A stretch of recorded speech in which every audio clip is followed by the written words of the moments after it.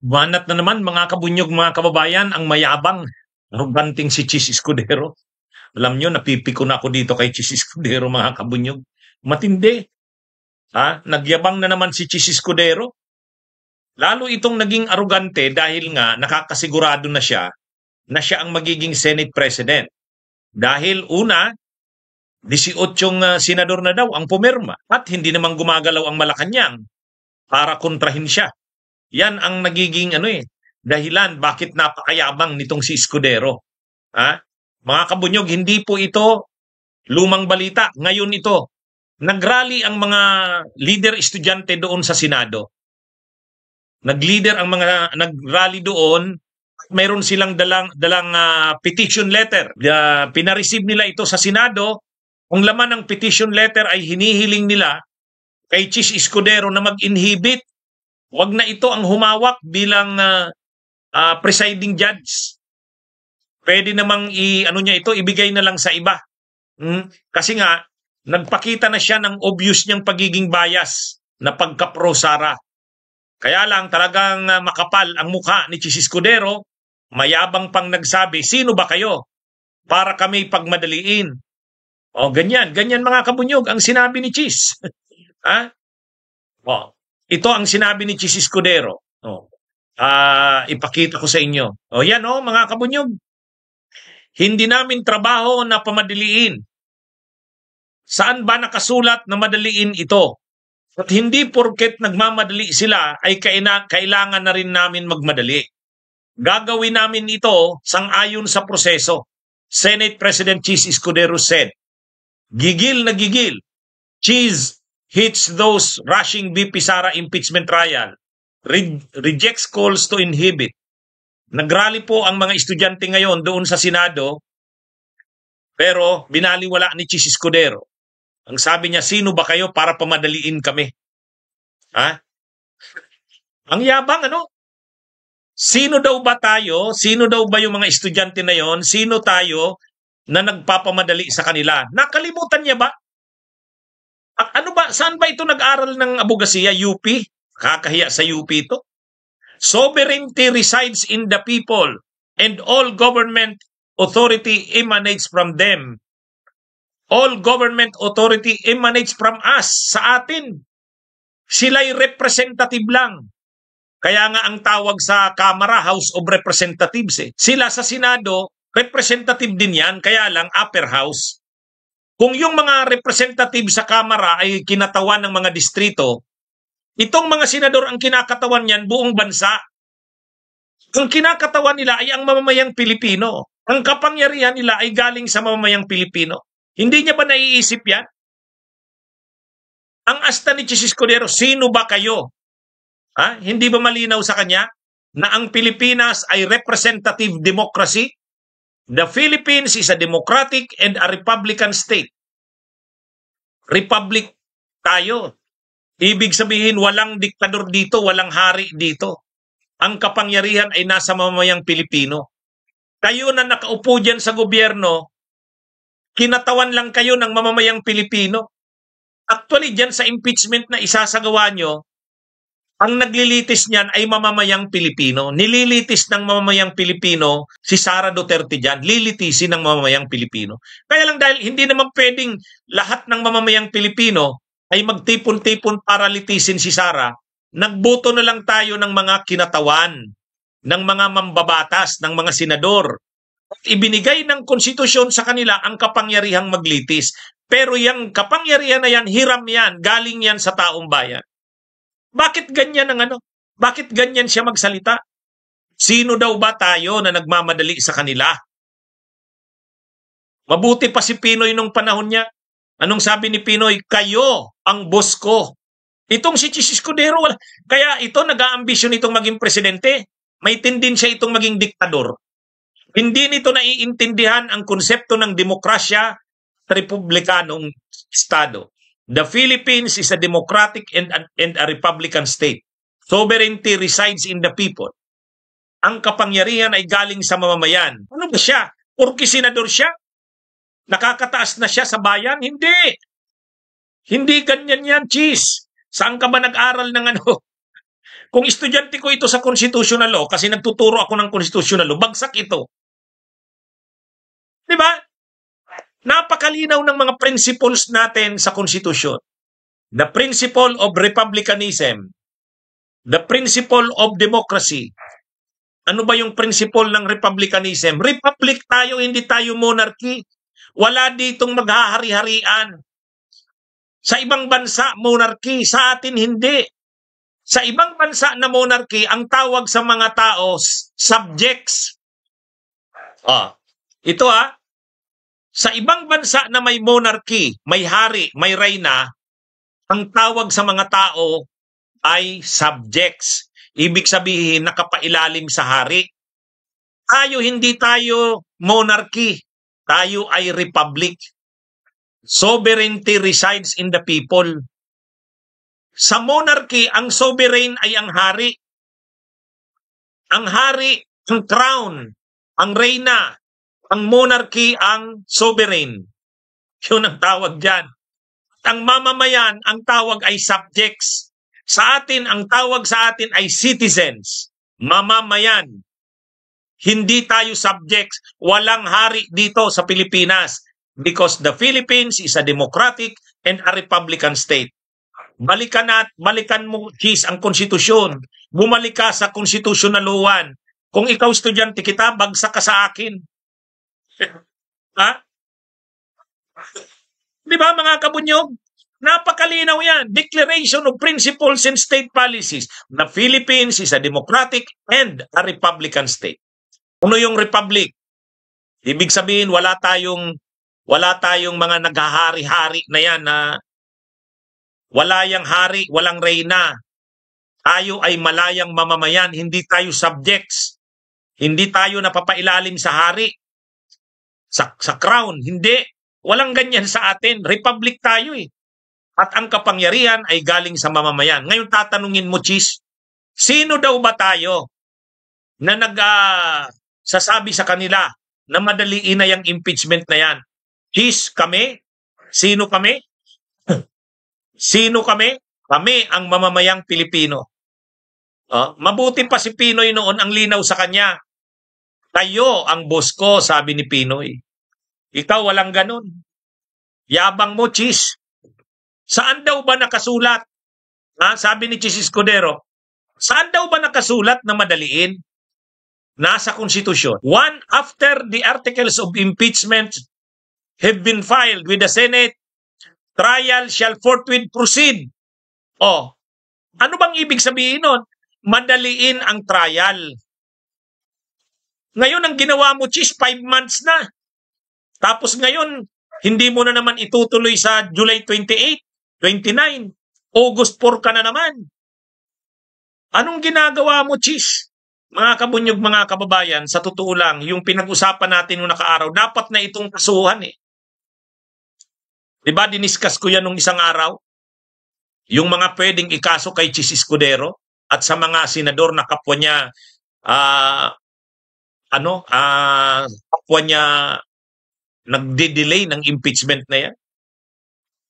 Nung una, sabi ni Adolf Ascona, retired Associate Justice ng Korte Suprema, nung hindi natuloy yung impeachment noong March, April at May, sabi ni retired Associate Justice Adolf Ascona, reasonable delay pa yon kasi inabot ng election eh.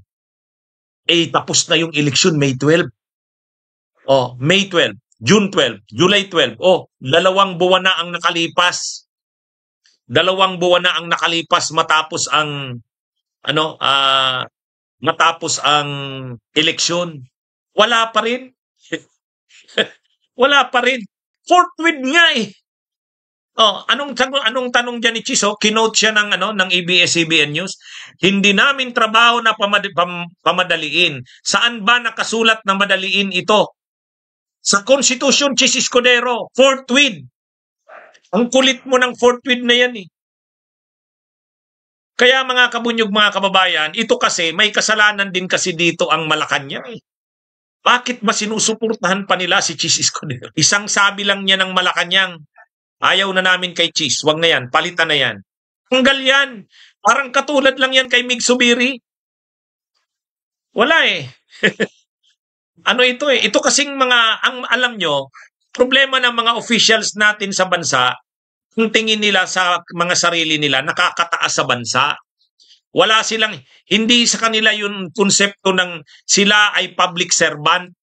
Ginagamit lang nila yung mga public servant, pero sa tingin nila, sila ay nakakaangat sa lipunan. Hindi ganun. Dapat sila ay utusan ng lipunan ng bayan. Nandyan sila dahil ang kapangyarihan nila galing sa bayan. Tapos ngayon nagsasabi siya, sino ba kayo para sabihin kaming madaliin? Actually, hindi nga tayong mamamayan ang nagkukumand na madaliin yan. Hindi tayo. Constitution mismo. Sabi sa Constitution, after the articles of impeachment have been filed with the Senate, trial shall forthwith proceed. O yun, kapag na-file na ang articles of impeachment sa Senado, magsisimula na kaagad ang trial. Saan dapat natatagalan ang impeachment? Natatagalan ang impeachment dapat doon sa Kamara.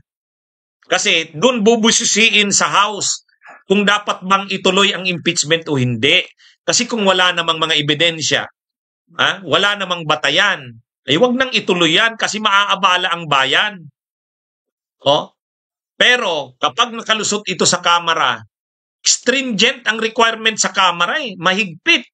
1/3 na mga senador ay na mga kongresista ang kailangang mag-endorse. Bakit 1/3? Para masigurado talaga na suportado yan ng mga kinatawan ng mamamayan. Kung iilan lang naman ang susuporta dyan, hindi wag nang ituloy yan. Ay dito ang pumirma 215, sobra-sobra doon sa required na 1/3. Yan mga kabunyog, napagbigyan na natin yan si Chis Escudero doon sa ginawa na. Na-file yung impeachment sa Senado February 5. Noon pa tayo nagsisabi, Chis, simulan mo na ang impeachment kasi ang sabi forthwith. Talagang matigas siya. Hindi niya sinimulan. Pinalampas niya yung eleksyon. June 2 na naman.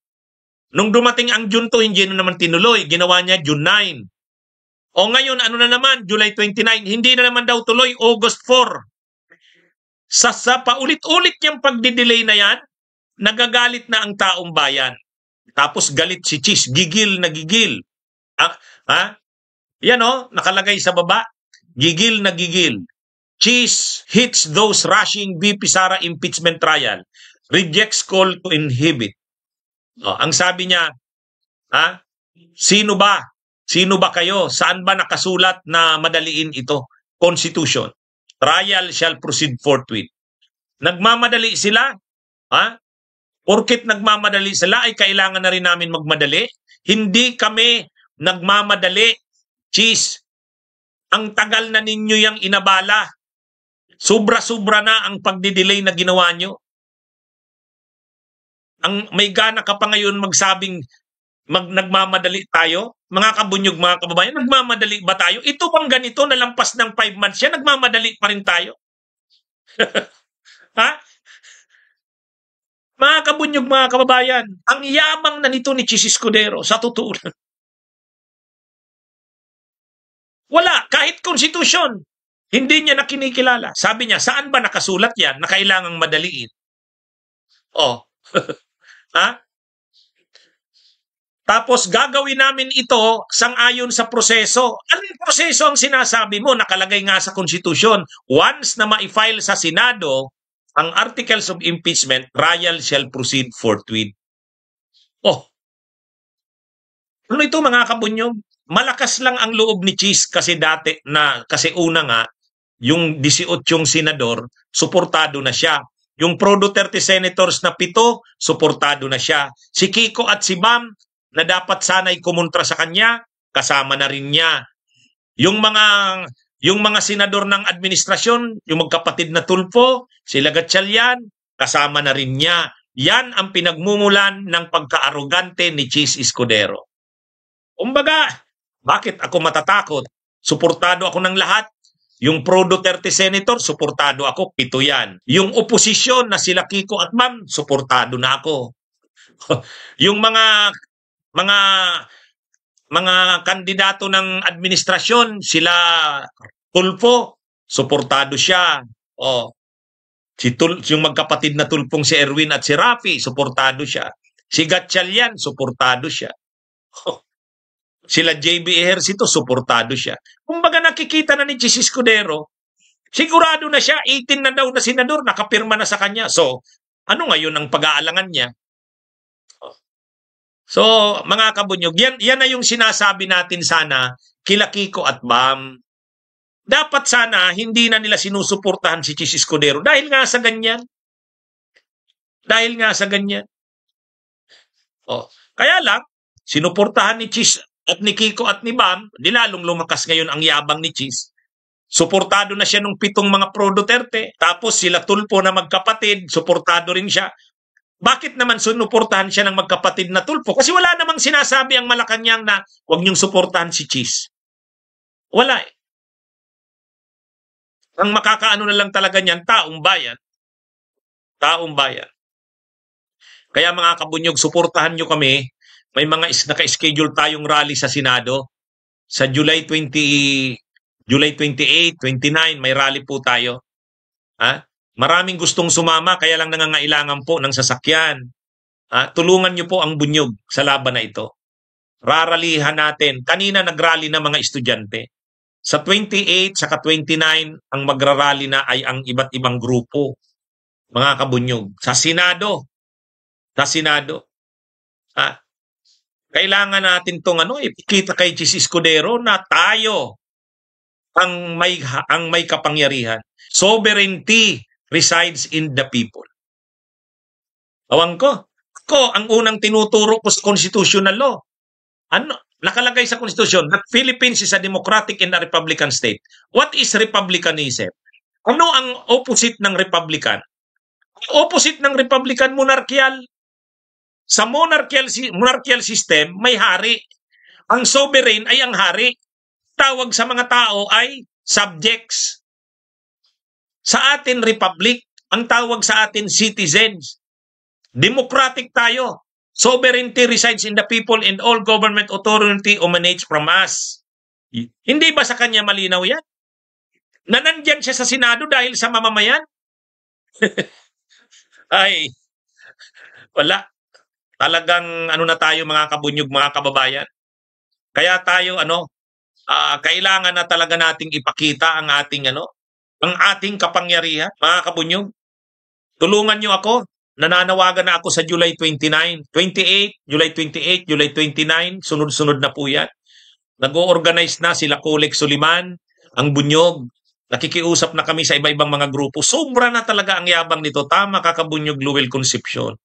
Alam nyo, ang problema natin dito sa mga nakaupo sa gobyerno, wala silang konsepto ng totoong demokrasya at republicanism. Abogado pa naman yan. Diktador. Tama yan. Tama si Arlanzon Leni Tartip. Tama sila Mig Subiri. Sa diktador ang asta mo, Chis Escudero. Sasabihin mo, sino daw ba tayo na nagmamadali sa kanila? Hindi naman natin sila minamadali. Pagmamadali pa itong ginagawa natin na 5 months, 6 months na yan. Kailan ba nila na-receive yung impeachment? February 5. March, April, May, June, July. July na. 5 months na. Yan yun. And yet sinasabi niyo pa, sino daw ba tayo para madaliin sila? Ang tingin niya dyan, nagmamadali pa tayo. Sobra ng delay. Hindi na tayo nagmamadali. Wala yan eh. Saan daw ba nakalagay na madaliin sila? Yun na nga ang nakalagay sa konstitusyon. After na matanggap ng Senado ang articles of impeachment, trial shall proceed forthwith. Yun napakalinaw. Ano ito mga kabunyog? Nakakaano na ito? Sobra na. Ha? Kaya lang yun na nga. Ang nakakalungkot lang kasi dahil ang pakiramdam ni Chis, wala naman, salamat Kabunyog Augusto, 008, salamat sa pag-send ng donation. Ang kasi ni Chis, ang pinagyayabang kasi niyan, Senate President na siya, sigurado na siya. Sinabi na nila Jinggoy, 18 na ang nakapirma. So, ano pa? Sino yung nakapirma na 18? Yung 7 pro Duterte. 7 na yun. Tapos yung kanyang mga tsuwariwa, yung mga nakapaligid sa kanya na loyal sa kanya. Si Jinggoy, si Joel Villanueva, yan yung Cayetano. Yan yung mga ano niya. Yan yung mga loyalista niya ni Cheese. Tapos si Kiko at si Bam. Yan. Susuporta na rin sila Pia Cayetano, sila JB Ejercito, sila Gatchalian. O yan 18 na yan. Yan ang pinagmamalaki ni Cheese Escudero. Yan. Ano kasi, ano niya, kung si Cheese lang sana sa kayong 7 pro Duterte, hindi magiging mayabang yan. Ang problema lang kasi yung Malacanang, suportado pa si Cheese Escudero. Suportado. Tapos sila Kiko at Ma'am sinuportahan pa. O yun. Yan na yun. Kaya anong nagiging tendensya ngayon ni Cheese Escudero? Ay di arrogante, diktador. Wala na. Ano na ito? Kailangan na talaga dito taong bayan. Kailangan makita niya. Wala na siyang kinikilalang ano eh. Parang ang ano niya, ang sabi ni Cheese Escudero, wala kaming susundin. Wala kaming susundin. Gagawin namin kung anong tingin namin tama. Ang tagal niya nang sinasabi yan noon. February 5 pa lang na-receive na nila yung articles of impeachment, dinelay niya na ng dinelay. Hanggang ngayon, delay pa rin ng delay. Ano na ito ito na yung sinasabi natin na dapat sana, ito na yung paulit-ulit kong sinasabi sa vlog ko.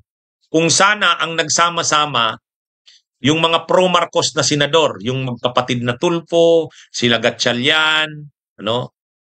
Tapos syempre yung Veterans Bloc, si Soto, si Lacson, si Loren, si Risa sumama na doon eh. Tapos kung sasama sana si Kiko at si Bam, talo ang grupo ni Cheese. Doon sana, hindi yan magyayabang ng ganyan. Hindi naman yan dating mayabang nung ang Senate President si Mig Zubiri. Hindi naman, di ba? Wala. Tahimik naman yan. Wala namang kapangyarihan yan nung 19th Congress na Senate. Wala. Naging makapangyarihan lang siya nung tinanggal ng Malacanang si Zubiri. Pinalit itong si Cheese. So mula noon yan mayroon akong separate na discussion. Finiture ng Politiscope ay matindi pala ang nakuha nitong pork barrel ni Cheese. Sa 2025 budget, ang insertions pala, 142 billion pesos. Siksik sa ham and cheese. Escudero inserts 142 billion pesos in 2025 budget. Ito. Separate na topic ko to. Separate na topic ko to. Ito ayan Ano yan Ayan. Malayo pala yung mic ko. Basta sabi dito sa politico.com.ph, siksik sa ham and cheese. Escudero inserts 142 billion pesos in 2025 budget. Yan ang nangyayari dito. Kumbaga, busog siya, tapos yung pinapagawa ng Malacanang sa kanya, ginagawa niya naman. Yung mga batas na gusto ng Malacanang, nagagawa niya naman. Yung budget na gusto nila Marcos at saka ni Romualdez, nagagawa niya naman. Yung budget ni Marcos, nakukuha niya. Yung budget ni Romualdez, nakukuha niya. Yung budget ng mga congressman, nakukuha nila. Yung budget ng mga senador, nakukuha nila. Siya din, ganun din. Everybody happy sila. Ganyan. Nangangako na naman si Cheese na sa 2026 budget, pag siya ang Senate President, kung ano ang gusto ng mga kongresista, kung ano ang gusto ng mga senador, kung ano ang gusto ng Malacanang, yun ang gagawin niya. Yan yung ganito na mga kabunyog, mga kababayan. Ganito na ang nangyayari. Abusado na ito sa pwesto. Abusado na. Sobra ng yabang. Nag-aambisyon siyang maging presidente, wag na Cheese, kahit dito sa Bicol, hindi ka nabubutuhan. Hindi ka nabubutuhan, Cheese, kahit dito sa Bicol. Itaga mo yan sa bato. Itaga mo yan. Ano yan Nung una, nung hindi mo hindi mo pinagalaw ang impeachment mula nang matanggap mo yung articles of impeachment noong February 5. Medyo ano pa kami noon, naunawaan pa namin, sige, hintayin na lang natin yung junto na sinasabi ni Chis Escudero. Dumating ang junto, hindi mo na naman tinuloy, ginawa mo na naman June 9. Tapos ngayon na naman, July 29, hindi mo na naman itutuloy, August 4 na naman. Tapos may gana ka pang magsabi na huwag kang madaliin. Sino daw ba tayo para madaliin siya? Ang tingin, ang lagay na ganyan, minamadali ka pa. Nasaan ang nagmamadali doon? Ha? Sobra na ang delay, Chis. Hindi kami nagmamadali sa iyo. Sobra na. Kahit pagawin mo yan ngayon, kahit aksyonan mo ngayon, delay na. Yan yun. Kaya lang yun na nga mga kabunyog. Nasasamantala kasi ni Chis Escudero na una, yung mga senador, kuha niya ang suporta. Bakit nakukuha niya? Una, yung mga pro-Duterte senators, pinangakuan niya. I-dismiss ang impeachment. Pangalawa, yung mga komite na gusto nila Marcoleta, tulad ng Blue Ribbon, ibibigay sa kanila. So happy ngayon yung mga pro-Duterte senators. Si Kiko at si Bam na dapat kasama ni Risa sa oposisyon, hindi. Suportado rin si Chis. Bibigay din sa kanila yung komiting gusto nila. Si Jingo Estrada, Senate President pro tempore. O yun. Si Joel Villanueva, si Boy Kilay, Boy Sulsol, siya rin ang majority floor leader. O yan. Si Cayetano naman, mukhang ang makukuha yung yung accounts committee. O pera ang pinag-uusapan diyan, hawak niya yan. Kaya ganyan eh. Ganyan yung nangyayari diyan, mga kabunyog. Ang Malacanang naman, wag na natin yan. Ano naman yan si Chis? Hayaan na natin yan. Sa atin naman yan eh. Naglalaro lang yan sa mga pro-Duterte, kaya ganyan yan. Pero atin din naman yan. Ganyan yan. Sa madaling sabi, walang kalaban si Chis. Kung mayroon man si Tito Soto, suportado lang ni Risa, ni Mig Subiri, ni Loren Legarda, ni Lacson. Kulang. Tapos. Kung sinuportahan sana ni Kiko at ni Bam at sinuportahan ng Malacanang si Soto or kung sino man si Lacson, baka nga dapat sinuportahan na lang ng Malacanang si Risa Hontiveros, ginawang Senate President. Di ba? Ang mangyayari sana, ang alyansa sana, alyansa ng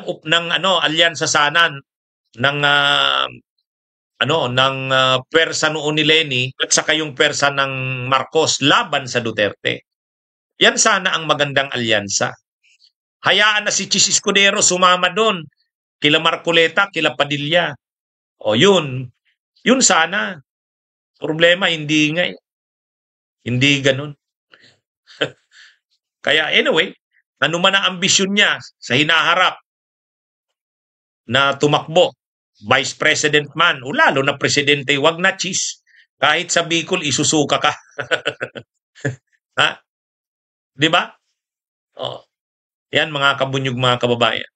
Yan ang totoo. Yan ang malungkot na nangyayari. Sobrang yabang ni Chis Escudero. Kaya mga kabunyog, kailangan talaga nating palakasin ang pwersa ng bayan. Tulungan po ninyo. May rally po tayo July 28, July 29. Raralihan natin yan sa Senado. Kaya lang, kailangan lang ng suporta. Mag-aarkila tayo ng sasakyan, ng van. Kailangan din natin kahit papano ng mineral water, ng pagkain. Lalo pa ngayon, nag-ulan. Grabing sakripisyo. Kaya kailangan ng suporta ninyo mga kabunyog, mga kawal. So magandang araw mga kabunyog, mga kababayan. Uminit na naman ang ulo ko dito kay Chis Escudero. Magandang araw po. Mabuhay tayo. Bunyog, bunyog, halikan na kasama ka. Bunyog, kapag buklod ay may pag-asa. Luzon, Visayas, Mindanao, isa ang pananaw. Sa bagong Pilipinas ang bunyog isisigaw. Bunyog.